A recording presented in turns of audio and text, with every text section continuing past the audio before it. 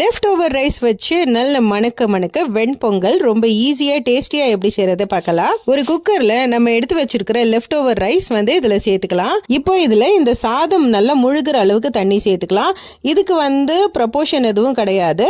நம்ம இந்த சாதம் நல்லா முழுகிற அளவுக்கு தண்ணி சேர்த்துக்கலாம். 1 டேபிள் ஸ்பூன் அளவுக்கு பாசிப்பருப்பு நல்லா வாஷ் பண்ணிட்டு வச்சிருக்கேன், அதை இதுல சேர்த்துக்கோங்க. கொஞ்சமா தேவையான அளவுக்கு உப்பு, அப்புறம் தேவையான அளவுக்கு கொஞ்சமா ஜீரகம் சேர்த்துட்டு கொஞ்சம் பெப்பரும் சேர்த்துக்கலாம்.